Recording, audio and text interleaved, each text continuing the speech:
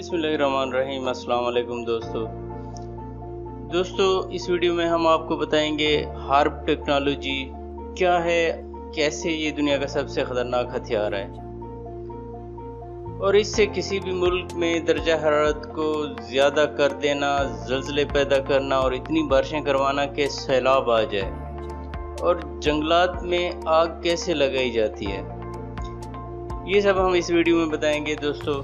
इससे पहले हमारे चैनल को सब्सक्राइब कर लें और साथ में लगे बेल आइकन को दबा लें। अमेरिका में 1993 में उसकी रियासत अलास्का में एक प्रोग्राम हार्प के नाम से चल रहा है और उस प्रोग्राम को अमेरिका की रियासत अलास्का में लॉन्च किया गया है और तकरीबन 30 एकड़ ज़मीन उसको अलाट की गई है। ये जदीद तरीन टेक्नोलॉजी है जिसमें वो टेक्नोलॉजी लेटेस्ट वेदर मॉडिफिकेशन पर अमल कर रहा है और इस पर उसने अबूर भी हासिल कर लिया है और इस प्रोग्राम का नाम है high frequency active एरोनल research programme. Alaska में जिधर उसका प्रोग्राम चल रहा है उधर एंटीनाज का जाल बिछा दिया गया है और ELF यानी एक्सट्रीमली लो फ्रीक्वेंसी लहरें उन एंटीनाज के ज़रिए पैदा की जाती हैं और ये वेव्स खला में भेजी जाती हैं और खला की सबसे आउटर स्फीयर को, जिसे आयनोस्फीयर भी कहते हैं, उससे ये वेव्स एक ख़ास फ्रीक्वेंसी के साथ टकराती हैं और फिर बहुत ज़्यादा ताकतवर होकर दोबारा ज़मीन की तरफ पलट कर आती हैं। लेकिन जब ये पलट कर वापस आती हैं तो इनको कंट्रोल करके अपने मकासद के हसूल के लिए इस्तेमाल किया जाता है, यानी कुदरती तौर पर जो मौसम चल रहा है उसको तब्दील कर देती है। इसकी तफसील इतनी खौफनाक है कि इंसान खौफज़दा हो जाता है, यानी किसी भी मुल्क में दर्जा हरारत को ज़्यादा कर देना, ज़लज़ले पैदा करना और इतनी बारिशें करवाना कि सैलाब आ जाए और जंगलात में आग लगा देना, ये सब हार्प टेक्नोलॉजी से मुमकिन हो गया है। 22 सितंबर 1940 में अमरीकी साइंसदान निकोला टेस्ला ने न्यूयॉर्क टाइम्स में एक थ्योरी पेश की जिसका खुलासा ये है कि मौसम में ऐसे तगय्युरात लाए जा सकते हैं जो बारिश बरसा सकते हैं और ज़लज़ला भी ला सकते हैं, या किसी जहाज़ के इंजन को किसी ख़ास जगह से 250 किलोमीटर पहले ही एक छोटी सी शुआ से पिघलाया जा सकता है। किसी ख़ास मुल्क, खित्ता या इलाके के गिर्द शुआओं का दीवार चीन जैसा हसार कायम किया जा सकता है, मगर मारूफ अमरीकी साइंसदान ने इस नज़रिया को ये कहकर मशहूर नहीं होने दिया कि इनके नज़रिया को कबूल कर लिया जाए तो कुराए अर्ज़ को तोड़ देगा। मगर अमरीकी हुकूमत ने उनके नज़रिया को पाया तकमील तक पहुँचाने के लिए पेंटागन को जिम्मेदारी सौंपी है। पेंटागन ने हार्प यानी high frequency active एरोनल research programme पर काम शुरू किया और अलास्का से 200 किलोमीटर दूर एक इंतहाई ताकतवर ट्रांसमीटर नस्ब किया। 23 एकड़ प्लॉट पर 180 टावर्स पर 72 मीटर लंबे एंटीनाज लगा दिए गए जिसके ज़रिए 3 बिलियन वाट की ताकत की 2.5 इलेक्ट्रिक वेव्स मेगाहर्ट्ज़ की फ्रीक्वेंसी से छोड़ी जा सकती है। इसके अलावा American stars wars missile defence scheme और मौसम में इस्लाह और इंसान के जहन को काबू करने के प्रोग्रामों पर अमल दरामद कर रही है। मौसमी तगय्युरात पैदा करने के लिए एक कम मगर तयशुदा कुराए अर्ज़ के फ़िज़ाई तहों में कहीं भी जहां मौसमी तगय्युर लाना हो वो अलास्का के इस स्टेशन से डाली जा सकती है जो कई सौ मीलों की कतर में मौसमी इस्लाह कर सकती है। साइंसदान इसको जलती हुई शुआई बंदूक कहते हैं। इसके मुताबिक ये ऐसा तरीका और इंस्ट्रूमेंट है जो कुराए अर्ज़ के किसी जोन में वेदर अल्टरनेशन पैदा कर दे और ऐसे जदीद मिसाइल और जहाज़ों को रोक दे या उनका रास्ता बदल दे, किसी मुल्क के सेटेलाइट सिस्टम में मुदाखलत करे या रेडार सिस्टम को जाम कर दे या अपना निज़ाम मुसल्लत कर दे।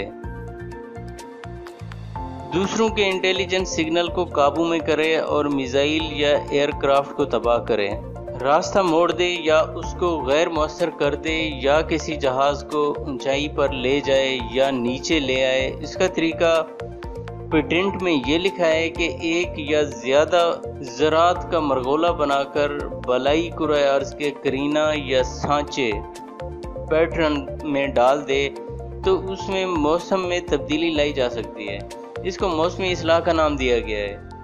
پیٹنٹ کے مطابق موسم میں شدت لانا یا تیزی یا گھٹنا، مصنوعی حدت پیدا کرنا، اسی طرح بالائی کرۂ ارض میں تبدیلی لا کر طوفانی سانچہ یا سورج کی شعاؤں کو جذب کرنے کے قرینے کو تبدیل کیا جا سکتا ہے، اور اس طرح وہ زمین کے کسی خطہ پر سورج کی انتہائی روشنی حدت کو ڈالا جا سکتا ہے۔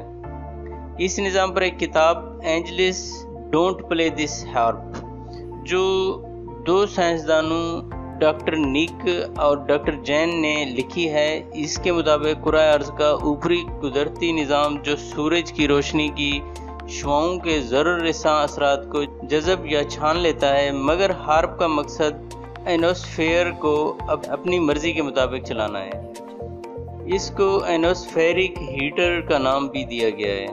اس کے ذریعے مصنوعی حدت یا اس میں کمی بیشی کی جا سکتی ہے۔ ہارپ کے بارے میں پہلی اطلاع 1958 میں وائٹ ہاؤس کے موسم کی اصلاح کے چیف ایڈوائزر کیپٹن ہاورڈ نے یہ کہہ کر دی کہ امریکہ کرۂ ارض کے موسم کو ہیر پھیر کے ذریعے متاثر کرنے پر تجربات کر رہا ہے۔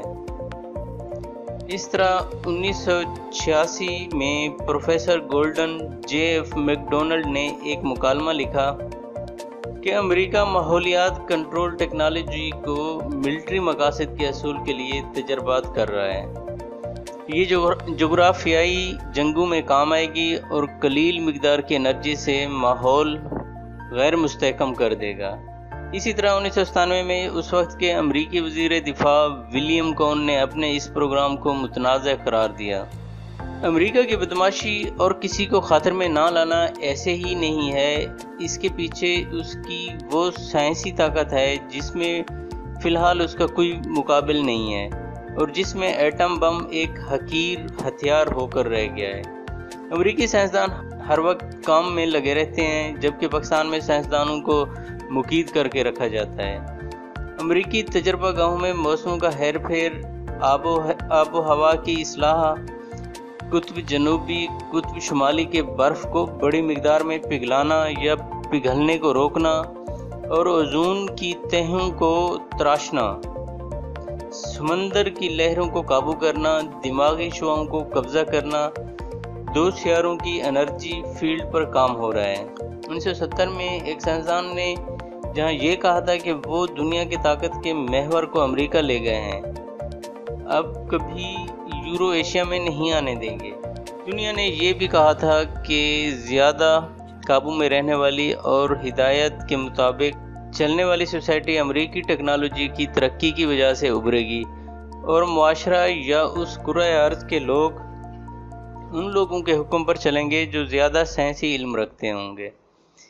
یہ عالم لوگ روایتی اور منافقانہ یا بے تعصبی سے قطع نظر اپنے جدید ترین ٹیکنالوجی کو سیاسی عزائم کے حصول کے لیے بروئے کار لانے سے گریز نہیں کریں گے، اور عوامی عادتوں اور معاشرہ کو کڑی نگرانی اور قابو میں رکھنے سے بھی دریغ نہیں کریں گے۔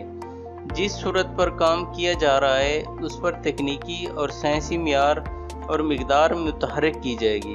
ان کی یہ پیش گوئی آج صحیح ثابت ہو رہی ہے۔ آج ایسے عوامل سامنے آ رہے ہیں اور سائنس کو بروئے کار لا کر زلزلے، سونامی، موسم تغیر، جہازوں کے راستے، جہازوں کو گرایا جا رہا ہے اور سیلاب لائے جا رہے ہیں۔ دراصل ہارپ امریکی فوج کا ایک ایسا پروگرام ہے جو کہ 2022 تک تمام دنیا میں امریکی تصرف کو یقینی بنانے کے لیے استعمال کیا جا سکے گا۔ روس کے معروف سکالر، معروف اسٹریٹجک کلچر فاؤنڈیشن کے نائب سربراہ آندرے نے روس کے جنگلوں میں لگنے والی آگ کو بھی امریکی ہارپ ٹیکنالوجی کا کارنامہ قرار دیا ہے۔ پاکستان میں موسم برسات میں عموماً مونسون کے بادل مشرق سے آتے ہیں اور سردیوں کی بارش کے اور سردیوں کی بارش کی مونسون مغرب سے، مگر 2010 میں پاکستان میں تاریخ کا بدترین سیلاب آیا تھا، جس سے پاکستان کی زرعی معیشت زمین بوس ہو گئی اور کروڑوں افراد بے گھر ہو گئے۔ مونسون کے بادل مشرق اور مغرب سے آئے اور وزیرستان اور شمالی علاقہ جات میں آ کر ٹکرا گئے۔ ایسا کیوں ہوا؟ اس کے بھی شبہات بڑھ گئے ہیں کہ 2005 کا زلزلہ بھی زمینی پلیٹوں میں تبدیلی کر کے لایا گیا ہو۔ اس بات پر بھی شک ہے کہ ایئر بلیو کی فلائٹ کے انجن کو کسی شعاع کے ذریعے پگھلا دیا گیا اور 9/11 اور پھر دنیا کی آنکھوں میں دھول جھونکنے کے لیے یہ طوفان اور سیلاب امریکہ میں بھی آ سکتے ہیں، بلکہ یہ امریکہ میں آنے والے سیلاب تو دنیا کی نظروں میں دھول جھونکنے کے لیے تھے۔ ہارپ پروگرام کا روح رواں ایکسٹریملی لو فریکوینسی ویوز ہے۔